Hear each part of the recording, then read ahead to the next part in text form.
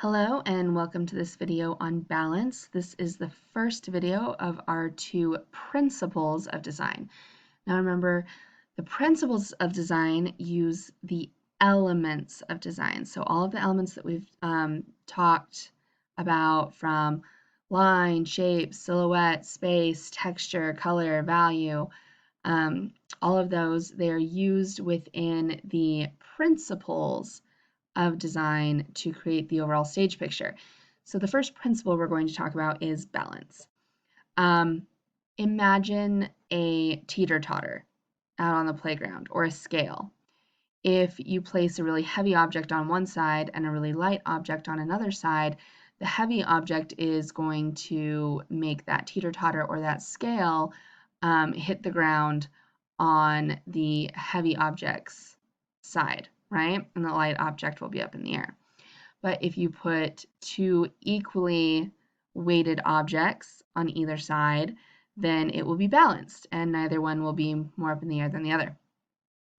So that's the idea of balance, only we do it visually in the arts with not things that actually have weight, physical weight to them, but things that draw our eye.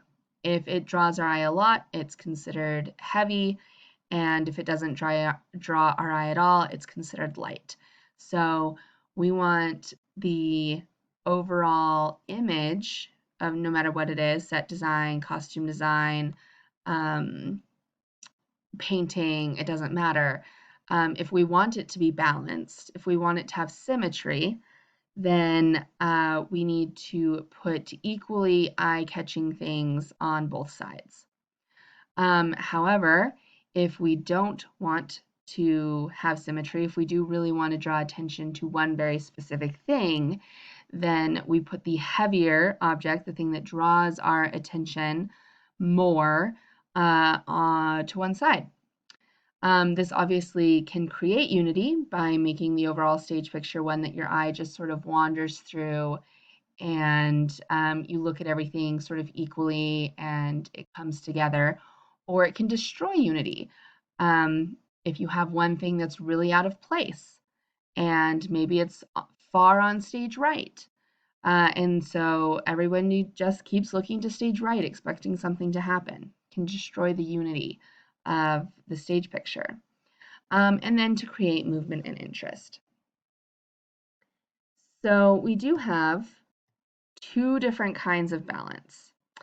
The image on the right of the two faces is called symmetrical balance. So we've literally, in this case, drawn a line straight through the center of that image, and both the left side and the right side are equally balanced. We have the same amount of positive and negative space. We have the same colors, the same shapes. It is completely balanced. On the left, this sort of compass or star design is known as radial balance. Now, radial balance doesn't have just one line through the image that we use to balance. It's from a central point. So that very central part of the star, if you were to fold that image up, along that vertical axis, sort of like we did with the image on the right, the two right and left would be the same. If we folded it top to bottom, the top part would match the bottom half. But if we did it diagonally, that would also match. So basically, no matter how you cut this image in two, as long as you do it in the middle, the image will stay the same. It'll be equally balanced all the way around. So that's radial symmetry, radial balance. All right, here we have two images that aren't just sort of mirrored from each other, that are still incredibly balanced. Here on the left, you have these birds, and you have a white bird and a black bird, and sort of doing the yin-yang, right, sign. We have equal parts of this image in black and white. We have equal part of the birds. shown, the pivot point is right in the middle of the image. It's very balanced. And it creates a visual line too of the birds. If we start in the top left-hand corner and we go through the blackbird from the wing up to the beak, and then we transfer from the white bird's beak and we go down through the wing at the bottom right. So upper left to bottom right corner. It sort of gives us a nice little line too. The image on the right, same thing, only this is less about birds and more just about colors and shapes and lines. But we do have pretty equal amounts of blue and red. We have the yellow going throughout. We have the same sort of lines and shapes throughout the entire image. It all seems to be radiating outward from the central sort of swoopy line there in the middle. And this is an incredibly balanced piece.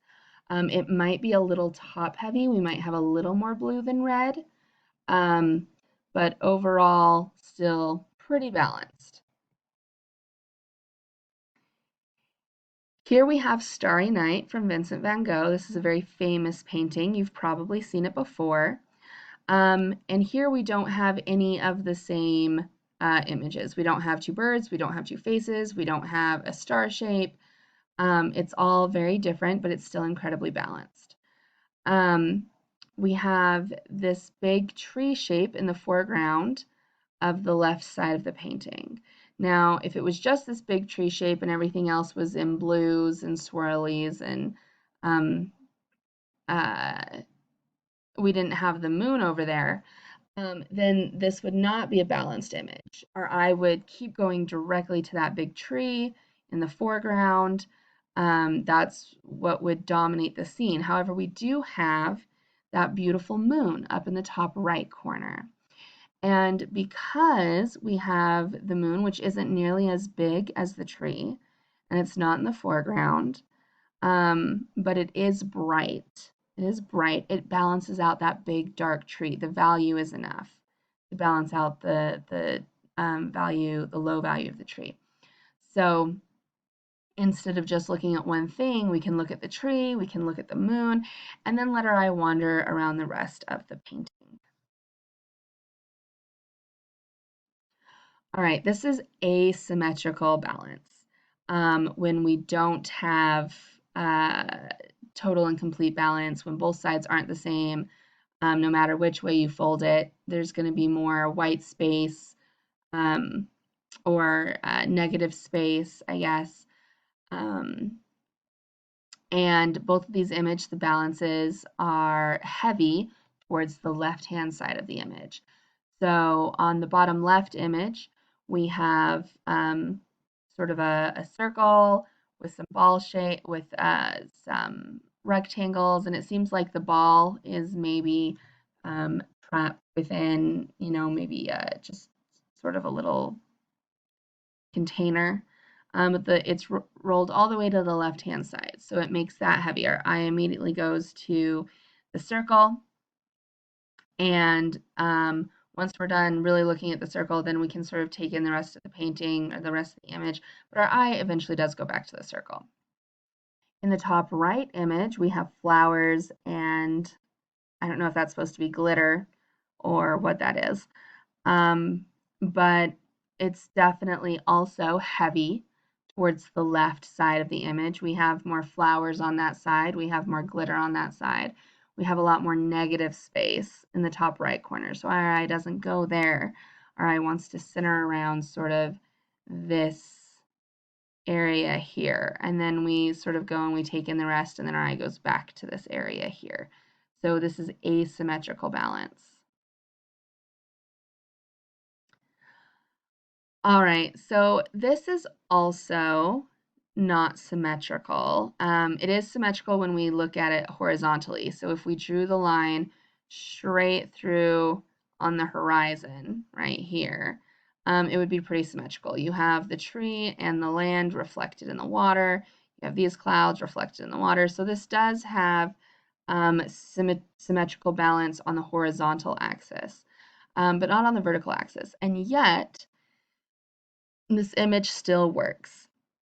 And that's because of the rule of thirds. So the rule of thirds is that you can still have not so much balance, but unity to a image if the disbalance, the lack of balance, occurs on a third of the image. So here I've divided the image up into 3 equal parts, and you can see that the tree hits almost exactly on this third line, right? It could hit on this third, it would have been the same, but it hit on this third line. And so it's the idea that if you divide up an image into 3 equal parts, and it doesn't matter if it's vertical or horizontal, that as long as whatever the thing that catches your eye most is on one of those thirds, the brain still goes, oh, that's nice.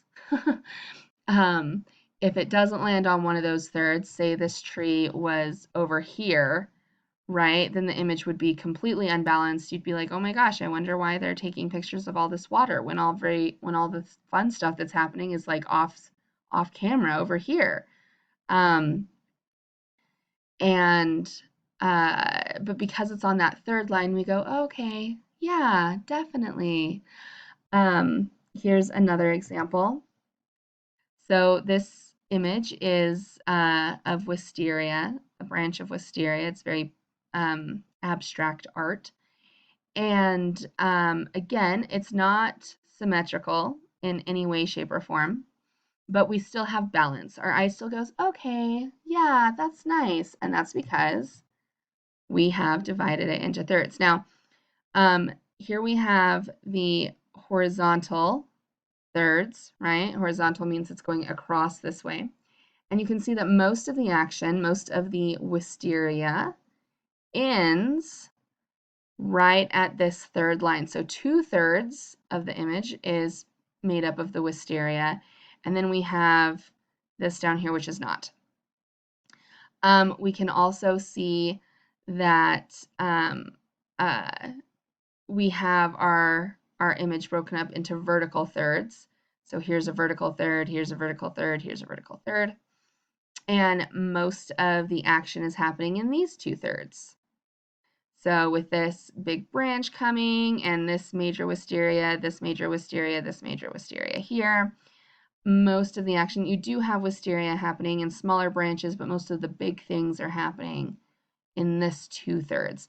And so our eye goes, oh, okay, yeah, we like it. It's still pleasing.